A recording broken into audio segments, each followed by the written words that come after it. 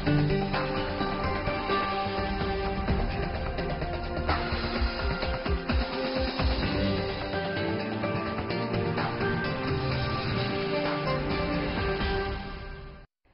back. You're still watching World Insight with me, Tian Wei. The program is coming to you Monday to Friday on CGTN.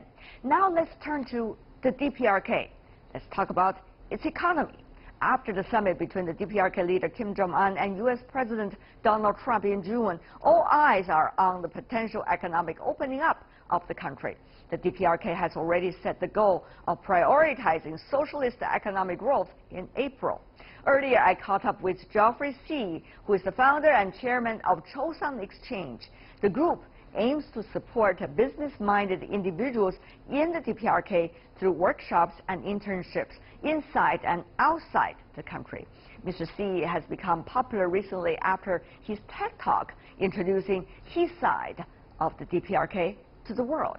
Let's listen in on our conversation about local entrepreneurship and the little-known market economy growing in the DPRK. Our conversation took place on the sideline of the Singapore side. Welcome, Geoffrey, to our program. Thanks. I just want to take a look at your passport. Just how many chops you have got from DPRK, because you frequent there 40 times at least. Yeah, so I have 40 trips to North Korea. Each trip is about 5 shops, so I have probably like 200 stamps and a lot of visas from North Korea and as well as from China, because we have to go through Beijing every time we go to North Korea. Okay, what is the best flight from Beijing to North Korea? I always take the Air Korea flight. Yeah. It's all Russian planes, noontime. Food there is not the best, but the service is great. But that is a unique experience, isn't it, for many? But for you, it's part of the job. Yeah. Because you originally started this NGO trying to create some tie between Singapore and the DPRK. Make sure DPRK can develop its economy. Tell me about what exactly you do. Yeah, so we bring volunteers to North Korea to run workshops in economic policy, business and entrepreneurship. And we also bring the North Koreans overseas to places like Vietnam, China, Singapore to learn about how other countries develop their economy. Okay, so what is the latest trip you have made? Yeah, so we just went in there in May, so that was last month. To run a workshop on startups and entrepreneurship. And we have another trip coming up in August to look at the real estate market in North Korea and to do some training around that. Sounds fascinating, but some people might have the question, well, wait a minute. They do not have yet a market economy. It's all central planned. Yeah. And you heard about the so-called Bianjin policy. On the one hand, develop and complete the nuclear program. On the other hand, develop economy, but it's the state economy. So why entrepreneurship? Who would receive that kind of training? Yeah, so I think that's a misperception of North Korea. I see. I think North Korea, compared to 20 years ago, is a very different place.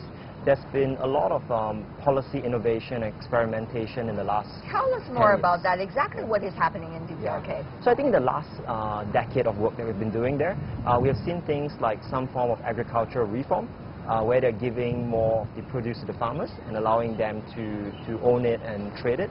We're also seeing economic zones being developed in North Korea. So they designated a lot of economic zones. Do you mean the Kaesong development zone that they're having with the South Koreans, or there are also many others? So that's one zone, but there's like 20 over zones that they have declared in like the last 5 years. Do they have different functions? So they are trying to target different industries. Some are a bit more successful. Most of them are still waiting for investors to come in. But I think what's important is that those zones give them a platform to experiment with new policies and new laws that they need to develop the country. And then we're also seeing a lot more autonomy to enterprises. Really? Yeah. So in what way? So North Koreans, I think they have more room to get a license to set up a business, make decisions on who to hire, and also to kind of benefit if the business is doing well and having a share of the profit. So they still don't have private enterprises, but then there are strong incentives for people to build a successful business and to grow. Yeah. You know, for those who are watching our program, many of them are coming from developed economies, so they do not necessarily have a lot of information about the DPRK. So they might say, Geoffrey, what you just said probably is a propaganda war for North Korea. They could also say, wow, probably who you are dealing with are the most privileged among those in DPRK. What would you say? Yeah, I think I agree with you that the people that we train are more skewed towards the upper and upper middle class of North Korea. But we do look a lot at the education background. So when we run this Women in Business program, I would say 40 to 60% of them have a university degree. And so we know that if you have a university degree, you're quite elite in North Korea. But we also have 40 to 60% of them who don't have a university degree. So at least we know that we are reaching quite a wide span of audience. And we want to make sure that it's accessible to as many people as we can. Tell me about exactly how the DPRK people there are seeing entrepreneurship, are seeing the outside world. You took them to China, to Vietnam, to many other countries. Tell me how they respond.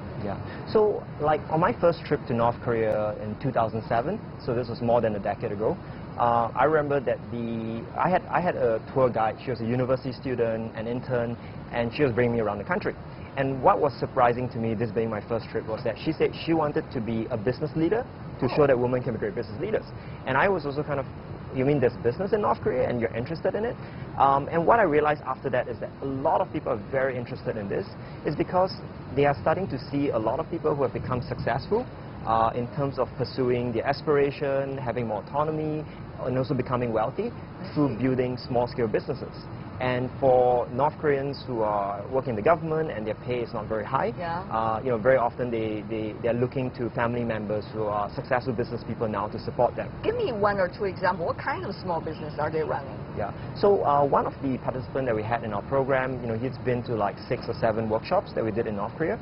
And at one point he decided that I want to have a different concept for convenience stores in North Korea. Really? And the problem with convenience stores is that they used to open from 9 to 5 because it's very much following the state-run model. And he said, you know, I want people to buy goods when they're going to work and buy goods when they're coming back from work. And his innovation was that I'm going to set up a chain of convenience stores that would just open at these different hours. But is it possible? And he did it. He now has 15 stores, I think, in Pyongyang. And that's obviously one of the more successful businesses that we've seen come out. But for me, it was just a very simple innovation, but very relevant because it's about North Koreans thinking about what's innovative in their own context. You started almost in 2007, going for the very first time to North Korea. To now, it's more than 10 years.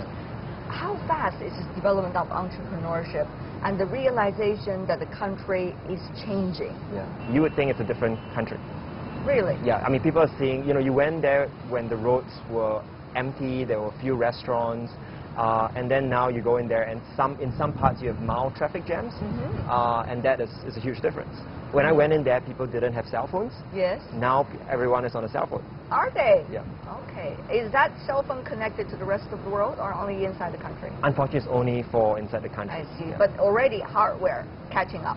Hardware and mindsets, because people are coming to China, they're seeing people use WeChat, their partners are using WeChat, and they're coming back and saying, I want to develop an app for the domestic network. And people have come through our workshop with ideas that look like that. At this critical juncture of Kim-Trump summit, or the DPRK US summit, how do you think the pace of economic development will interact with the international community's interaction with DPRK? So I think one thing we really hope for after the summit is that the North Koreans will be a lot more confident about their situation with their neighboring countries, with South Korea, with China, with the United States, and they feel that they're able to do more experimentation, do it more quickly because they feel that they are safer and it's a less unstable situation. And I think that is great for business people and entrepreneurs on the ground because they hopefully would have more freedom to experiment and come up with new innovative business ideas.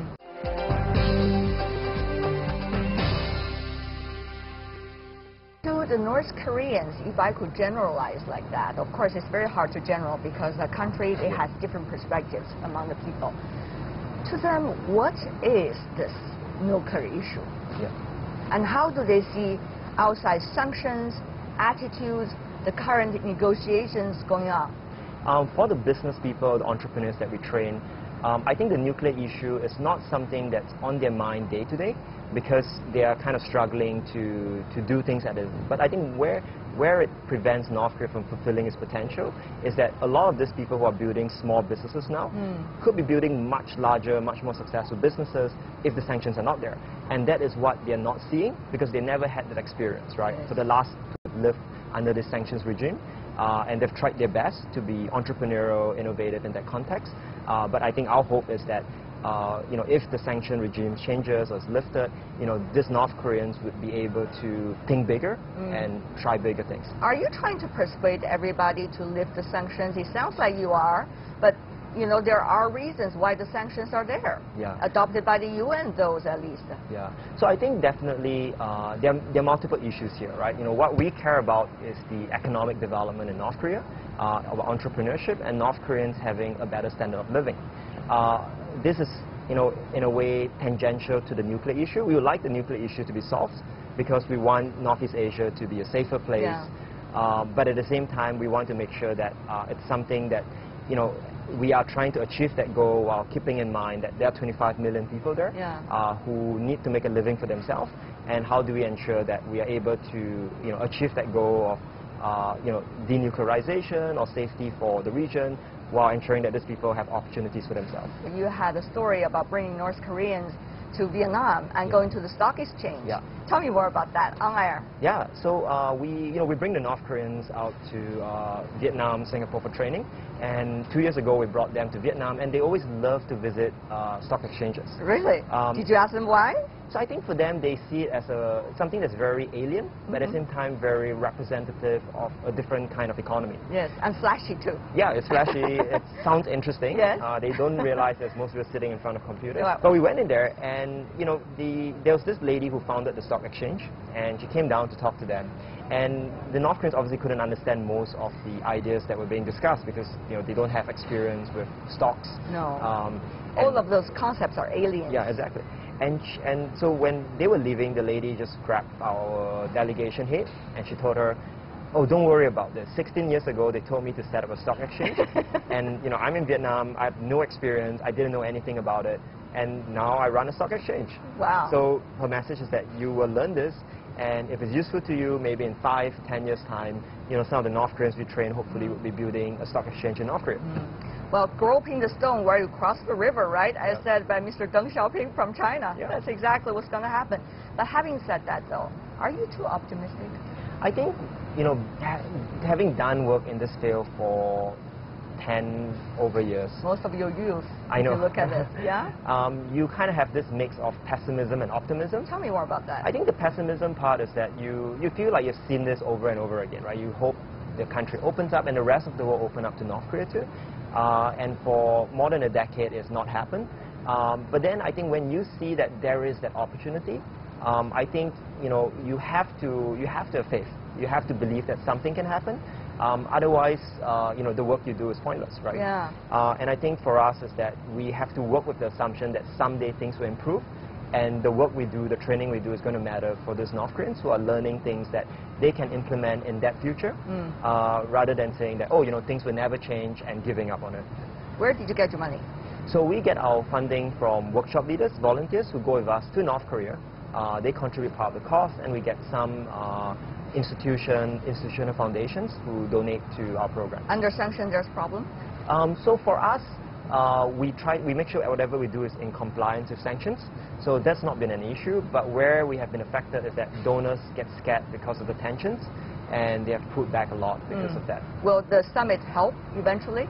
I hope so. I think we will see. I think it's still early, and generally, I think a lot of donors tend to lag behind events. Yeah. I think they will probably want to wait out for a year or two to see how things unfold. I see. Jeffrey, you told me before we come onto the stage that you interacted with your tour guide at that time, was a very young girl in North Korea. Your first trip there. Yep. I wondered, are you still keeping in touch with her? Unfortunately, no. It's not a place where it was easy to keep in touch at that point in time with people that we just meet through the trip. But then, since then, we have worked with 2,000 over North Koreans, and I don't see it as like I'm helping that one individual, but more important, it was the message from her was like, bring this knowledge in. All of us need it. I hope CGTN will have better access to DPRK so that many people, including the interpreter and tour guide for you for their very first trip to DPRK, will hear your voice. Well, I hope the next time I'll see you in Pyongyang and we'll be chatting in Pyongyang. I hope so. Yeah. Thank you so much. Thanks. Geoffrey See. Thanks. Really appreciate it. Great work. Thank you. Thank you. Pleasure. Thank you.